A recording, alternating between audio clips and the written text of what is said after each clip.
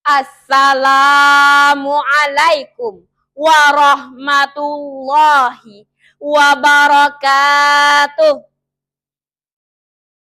Alhamdulillah, alhamdulillahi rabbil alamin. Assalatu wassalamu ala asrafil anbiya wal mursalin. Wa ala alihi wa mastana bisunnatihi ilal liqa'i rabbi.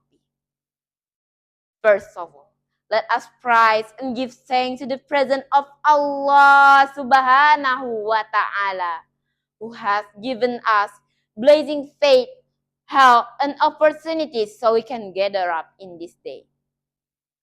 Praise and greeting may always have to pour to our estimate Prophet Muhammad sallallahu alaihi wasallam, his family, friends, and all of people who faithful follow him teaching until the end of the time.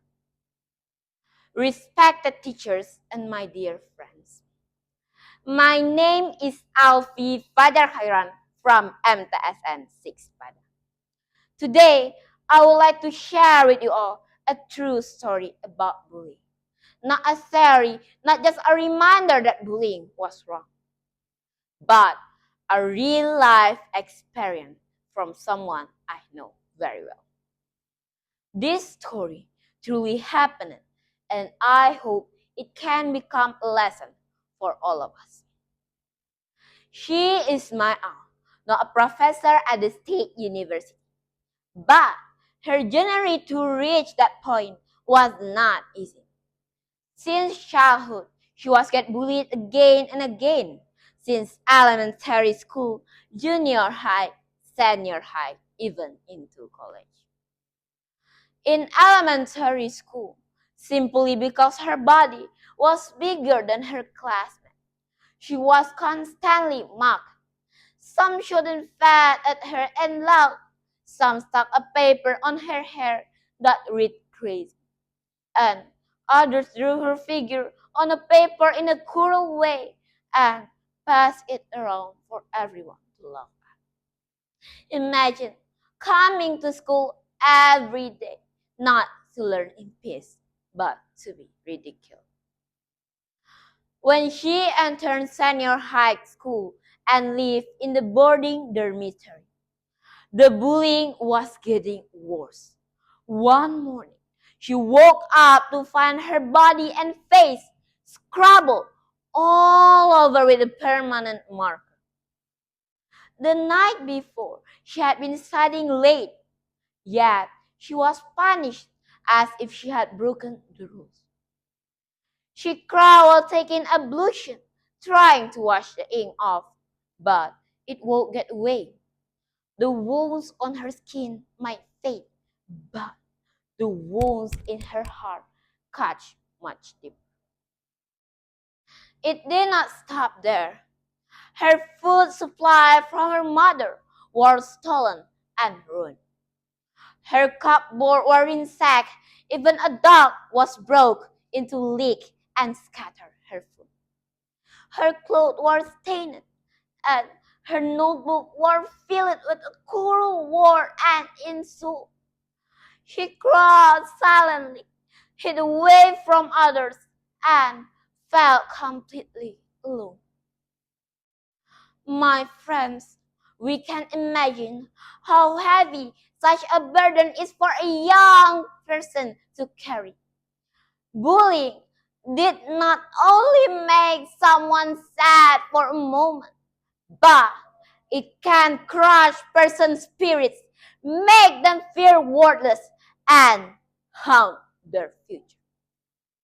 But Allah had another plan.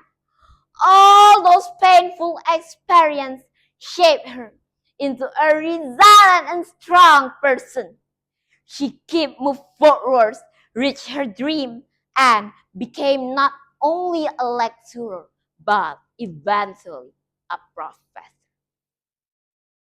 Years later, one of people who had bullied her felt gravely ill.